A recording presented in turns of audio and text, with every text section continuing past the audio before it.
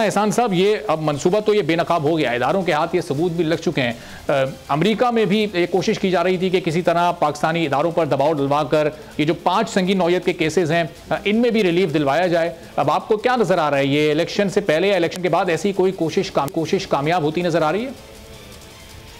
बिस्मिल्लाहिर्रहमानिर्रहीम।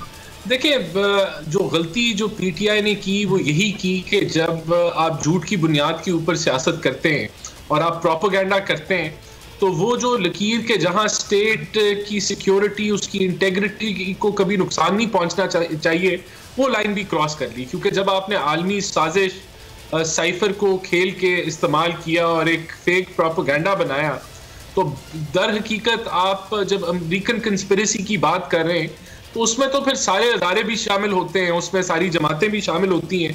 तो ये ऐसे संगीन इल्जामात थे जिनकी कोई बुनियाद नहीं थी, और इसी चीज़ों को आगे लेके जाना, मीर जाफर मीर सादिक के नारे, एक पोलराइजेशन का माहौल बनाना, एक नफरत के बीज बोना आवाम के अंदर, उनको गुमराह करना, तो उसके नताइज भी बड़े संगीन हैं। देखिए, कैपिटल हिल के ऊपर जब हमला किया गया तो 1000 केसेस बनाए गए लोगों के ऊपर, और उन 1000 केसेस में से 350 लोगों को सजाएं हो गई, किसी को 10 साल, किसी को कुछ इससे भी ज्यादा।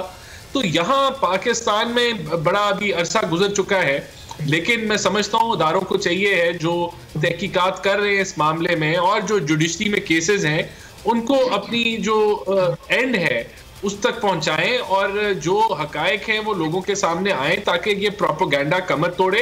क्योंकि आज भी यही जो जमात का जो एक कह ले एजेंडा है या मिशन है, वो आज भी नहीं रुका कि वो अवाम को हकायक बताएं या वो माजरत करें 9 मई के ऊपर। आज भी वो ये कहते हैं कि ये तो लंदन प्लान था, आज भी वो कहते हैं कि इम्पोर्टेड हुकूमत थी, इम्पोर्टेड अमेरिकन कंस्पिरेसी थी।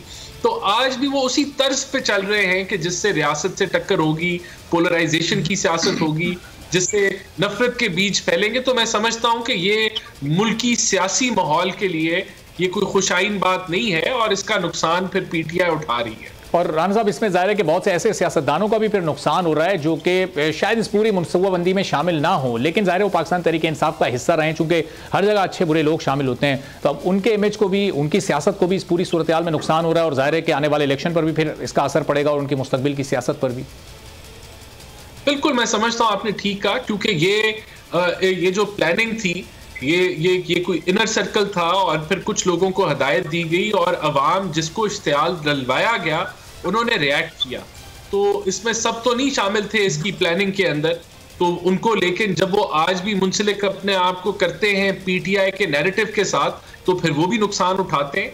और देखें, अगर ये हकायक होते कि अमेरिकन कंस्पिरेसी थी, अगर ये सच होती, फिर तो हम सबको उसके खिलाफ जो है वो चलना चाहिए था। लेकिन क्योंकि ये एक प्रोपेगेंडा था और एक इसको टूल को इस्तेमाल करके अवाम को गुमराह किया गया, तो इसलिए ये खतरनाक है, हमें इसे रोकना है।